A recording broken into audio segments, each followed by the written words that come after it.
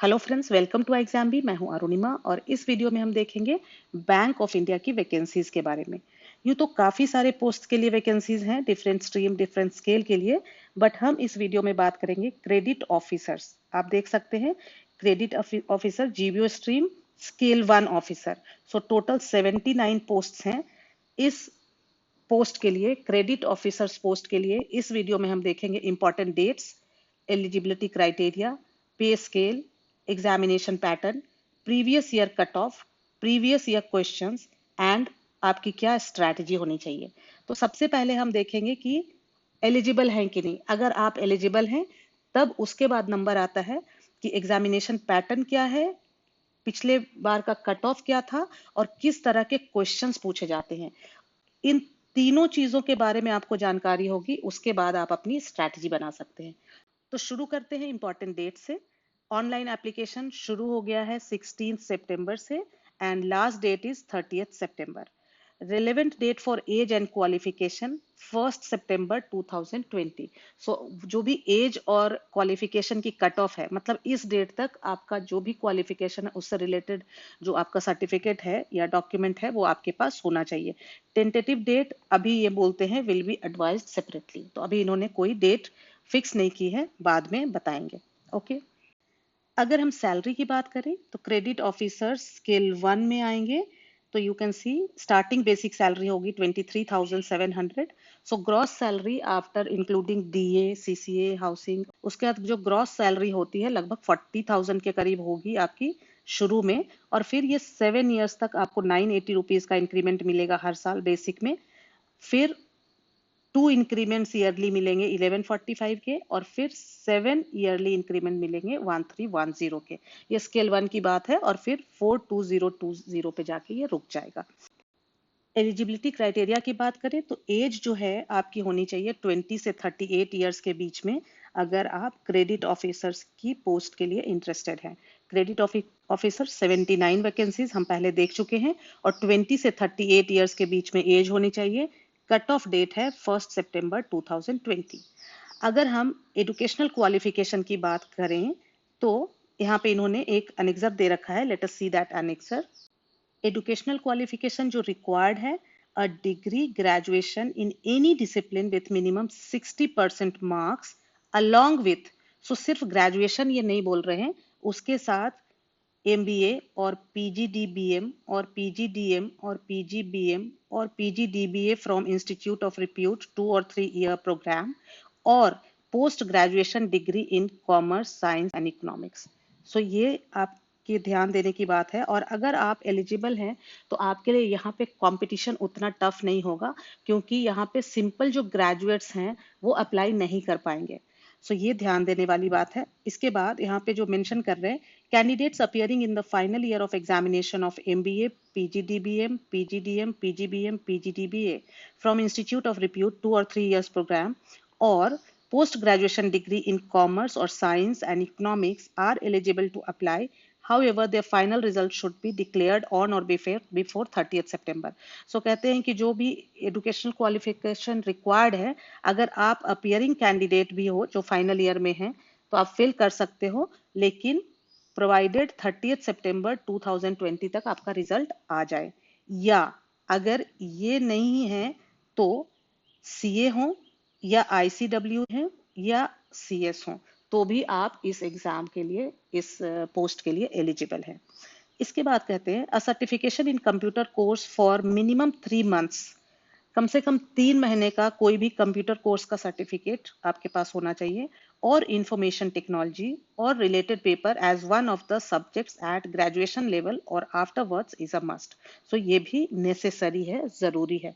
तो ध्यान से आप एलिजिबिलिटी क्राइटेरिया को देखें। अगर आप एलिजिबल हैं और बैंकिंग सेक्टर में इंटरेस्टेड है तो जरूर मैं कहूंगी आपको ये फॉर्म फिलअप करना चाहिए। ओके। सो अगर आप एलिजिबल हैं तो अब हम बात करते हैं सबसे इंपॉर्टेंट पार्ट की, जो कि है सिलेक्शन प्रोसीजर।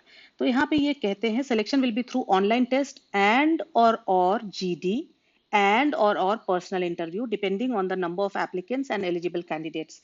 सो एप्लीकेशन के बेसिस पे बैंक ऑफ इंडिया तय करेगी कि ऑनलाइन टेस्ट, तीन तीन ऑप्शंस है, या तो ऑनलाइन टेस्ट होगा प्लस इंटरव्यू, या सिर्फ इंटरव्यू होगा या इंटरव्यू प्लस जीडी होगा। वो बीओआई तय करेगी, लेकिन अभी आपको तैयारी इस हिसाब से रखनी है कि आपका ऑनलाइन और इंटरव्यू दोनों होगा। तो ऑनलाइन एग्जामिनेशन में आप देख सकते हैं 3 सब्जेक्ट्स हैं, English language, professional language, general awareness with special reference of banking industry. ये बहुत इंपॉर्टेंट है। इंग्लिश लैंग्वेज क्वालिफाइंग है, तो यहाँ पे सिर्फ आपको क्वालिफाई करना है, फाइनल मेरिट लिस्ट में इसके मार्क्स ऐड नहीं होंगे। फाइनल मेरिट लिस्ट में प्रोफेशनल नॉलेज और general banking awareness, general awareness with special reference to banking awareness, 50 marks का English and professional knowledge 75 marks and 50 general awareness. Time आपको अच्छा खासा मिल रहा है, 150 मिनट्स। हाँ, कुछ न्यूमेरिकल्स आपको सॉल्व करने पड़ सकते हैं प्रोफेशनल नॉलेज में, but still I think English language और जनरल अवेयरनेस बहुत जल्दी हो जाता है। आपके पास टाइम की बहुत ज्यादा कमी नहीं होगी अगर आप थोड़ी सी भी प्रैक्टिस रखते हैं। बाइलिंगुअल पेपर होगा, इंग्लिश लैंग्वेज को छोड़ करके बाकी प्रोफेशनल नॉलेज और जनरल अवेयरनेस हिंदी और इंग्लिश दोनों में रहेंगे। कट ऑफ की अगर हम बात करें तो आपको तीनों पेपर में कट ऑफ क्लियर करना पड़ेगा। इंग्लिश लैंग्वेज में तो है ही कि जो मिनिमम क्वालिफाइंग मार्क्स होगा वो क्वालिफाई करना ही पड़ेगा आपको, और प्रोफेशनल नॉलेज और जनरल अवेयरनेस में sectional cut off and then फिर एग्रीगेट कट ऑफ। ये दोनों बातों का आपको ध्यान रखना है। नेगेटिव मार्किंग होगी यहाँ पे। और interview, sectional cut of clear होने के बाद जो फाइनल स्कोर है आपका रिटन का, उसमें नंबर ऑफ वैकेंसीज के बेसिस पे जो भी टॉप कैंडिडेट्स होंगे उनको इंटरव्यू के लिए कॉल आएगी। Okay, in case online exam नहीं हुआ तो सिर्फ इंटरव्यू होगा 100 मार्क्स का, जिसका कि मिनिमम क्वालिफाइंग मार्क्स होगा 40% फॉर जनरल कैंडिडेट्स, और जितनी नंबर ऑफ वैकेंसीज हैं उनको 3:1 के रेशियो में कॉल किया जाएगा इंटरव्यू के लिए, और फिर इंटरव्यू के बेसिस पे उनका फाइनल सिलेक्शन किया जाएगा। ओके, अब जो 3 ऑप्शंस थे, अगर ऑनलाइन एग्जामिनेशन और इंटरव्यू दोनों हुआ तो जो वेटेज होगा ऑनलाइन एग्जाम और इंटरव्यू का 80:20 होगा। तो आप देख पा रहे हैं कि रिटन का ज्यादा वेटेज होगा, और रिटन में भी प्रोफेशनल नॉलेज और जनरल अवेयरनेस इन्हीं दोनों के मार्क्स ऐड होंगे। तो इस हिसाब से आपको अपनी स्ट्रैटेजी बनानी है, क्योंकि आपको पता है कि इंग्लिश के मार्क्स ऐड नहीं होने वाले और इंटरव्यू का वेटेज 80:20 में है, रिटन और इंटरव्यू का। तो रिटन अगर एग्जाम होगा तो रिटन पे ज्यादा फोकस करना है। अगर ऑनलाइन एग्जाम नहीं होगा तो हम अभी देख चुके हैं कि सिर्फ इंटरव्यू होगा, 40% क्वालिफाइंग होगा और 1:3 के रेशियो में कॉल किए जाएंगे इंटरव्यू के लिए। अगर दोनों ग्रुप डिस्कशन और इंटरव्यू दोनों होगा तो maximum marks for group discussion will be 30 and minimum qualifying marks will be 40% for general and 35% for others out of 30 marks. मतलब 30 मार्क्स का जीडी होगा और 40% जो होगा minimum qualifying, that means 12 marks आपको यहाँ पे स्कोर करने पड़ेंगे जीडी में कम से कम। ठीक है, और जो जीडी क्लियर कर लेंगे उन्हीं को पर्सनल इंटरव्यू के लिए बुलाया जाएगा। क्लियर? ये 3 ऑप्शंस हो सकते हैं, बट अभी मैं कहूंगी कि आपकी तैयारी ये सोच के होने चाहिए कि आपका ऑनलाइन रिटन एग्जाम और इंटरव्यू दोनों होने जा रहा है। ठीक है, अब हम बात कर लेते हैं कट ऑफ की, जिससे कि आपको अंदाजा लग जाए कि लगभग लगभग आपको कितने मार्क्स लेके आने हैं। इंग्लिश लैंग्वेज का जो कट ऑफ था वो था 15। एक्चुअली सेक्शनल कट ऑफ तीनों सब्जेक्ट के 15 ही थे। Okay, sectional cut of 15। एक बार आपका 15 से ऊपर मार्क्स आ गया तो इंग्लिश क्वालिफाइंग हो गई, इंग्लिश से अब कोई मतलब नहीं है। बाकी दोनों में मिनिमम 15 तो दोनों में आने थे, और जो एग्रीगेट कट ऑफ था वो 44.25 था। जिनका भी इस 44.25 या इससे ज्यादा मार्क्स आए थे उनको इंटरव्यू के लिए कॉल आई थी। लेकिन आपको यहाँ पे ये भी समझना पड़ेगा कि 44.25 जिसका था वो उस लिस्ट में सबसे नीचे था, और इंटरव्यू और रिटन का अगर वेटेज देखें तो 20:80 है ना। अब इंटरव्यू में बहुत ज्यादा स्कोप नहीं है बहुत ज्यादा इंप्रूव करने का, इसलिए आपकी कोशिश ये होनी चाहिए कि जो रिटन में कट ऑफ है उससे कम 20-25 मार्क्स आपके ज्यादा होने चाहिए। आई एग्जाम भी पे आपको मालूम होगा सारे मॉक टेस्ट फ्री अवेलेबल हैं। मेरे ख्याल से 2-3 दिन में इस एग्जाम के लिए भी मॉक टेस्ट अवेलेबल हो जाएंगे।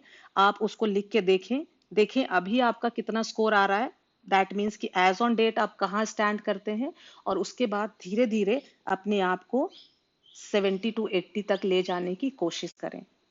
प्रोफेशनल नॉलेज, अपने आने वाले वीडियोस में हम लोग ये डिस्कस करेंगे डिटेल में कि प्रोफेशनल नॉलेज में आपका क्या सिलेबस है और आपको किस तरह से इसकी तैयारी करनी चाहिए। बहुत ज्यादा मुश्किल नहीं है, इसको बस समझने की जरूरत है। कई बार आपने, कई सारे स्टूडेंट्स को मैंने देखा है कि हमेशा वो आरबीआई सर्कुलर की बात करते हैं कि आरबीआई सर्कुलर हमें कितना पढ़ना पड़ेगा, जनवरी से लेके अभी तक हम कैसे इतने सारे आरबीआई सर्कुलर्स पढ़ेंगे। आपको ये समझना है यहाँ पे आरबीआई सर्कुलर से क्वेश्चन नहीं आएंगे, ठीक है। आरबीआई ग्रेड बी जो एग्जाम होता है उसके लिए भी आरबीआई सर्कुलर्स इतना ज्यादा इंपॉर्टेंट नहीं है। ऐसा नहीं है कि आपको सारे सर्कुलर्स पढ़ने हैं। और ये तो बैंक ऑफ इंडिया में स्केल 1 ऑफिसर की बात है, क्रेडिट ऑफिसर की बात है। सो आपको अच्छी तरह से समझना पड़ेगा। अभी हम कुछ क्वेश्चंस भी देखेंगे कि किस तरह के क्वेश्चंस आए थे, जिससे आपको बखूबी समझ में आ जाएगा कि क्या पढ़ना है। क्योंकि मान लो पढ़ना कुछ और है, सिलेबस कुछ और इंगित कर रहा है, सिलेबस को किसी और तरह से अप्रोच करना है और आप किसी और तरह से कर रहे हैं, तो सिर्फ एक हवा बनेगा और आप एक ये क्रिएट हो जाएगा कि बहुत मुश्किल है। ऐसा कुछ मुश्किल नहीं है। पिछले साल किस तरह के क्वेश्चंस इसमें आते हैं वो देखें, सिलेबस क्या है वो देखें, और ध्यान से देखें कि क्या चीज पढ़ के मुझे ज्यादा क्वेश्चन को मैं सॉल्व कर पाऊंगा या कर पाऊंगी। ठीक है, एक एक स्ट्रैटेजी होनी चाहिए। इसके लिए ये 3 चीजें बहुत जरूरी है। आपका एग्जामिनेशन पैटर्न, क्या स्कीम है एग्जामिनेशन की, मतलब जैसे रिटन और इंटरव्यू का 80:20 रेशियो है, सेक्शनल कट ऑफ है, ये हो गया scheme of examination. Examination pattern, किस तरह के क्वेश्चंस आते हैं, तो प्रीवियस ईयर क्वेश्चंस देख लेंगे तो हमें आइडिया लग जाएगा। और कट ऑफ क्या थी, इसको ध्यान से देखें और सिलेबस को देखें। फिर आपको खुद ही काफी क्लैरिटी आ जाएगी कि इसमें किस तरह से तैयारी करनी है। और एक्चुअली अगर आप एक तरीके से सिस्टमेटिक वे में तैयारी करते हैं तो ये एग्जाम क्लियर करना बहुत मुश्किल नहीं है। अब हम देख लेते हैं पिछले साल किस तरह के क्वेश्चंस आए थे। अगर हम जनरल अवेयरनेस की बात करें, जो पिछले साल क्वेश्चंस आए थे, तो करंट रेपो रेट पूछा गया था, पेटीएम का corporate office, federal bank limited का हेडक्वार्टर कहाँ है, YONO YONO app, happiness index में कौन सी कंट्री टॉप पे थी, राष्ट्रीय संस्कृति महोत्सव किस स्टेट में मनाया गया, स्मॉल फाइनेंस बैंक से रिलेटेड क्वेश्चन थे, सब प्राइम लेंडिंग रेट, मुद्रा मुद्रा से रिलेटेड एक क्वेश्चन था, ऑम्बड्समैन स्कीम के बारे में पूछा गया था, BBPS Bharat bill payment system, इस पे एक क्वेश्चन था। सो क्वेश्चंस को देख करके तो यही समझ में आता है कि अगर जिस भी स्टूडेंट ने पिछले 5-6 महीने के करंट अफेयर्स को ध्यान से देखा होगा और उससे रिलेटेड सारी जानकारी प्राप्त की होगी, वो बड़ी आसानी से 35 to 40 तो आराम से ले आ सकते थे। 40 प्लस भी मैं कहूँ बहुत ज्यादा मुश्किल नहीं था, इम्पॉसिबल नहीं था।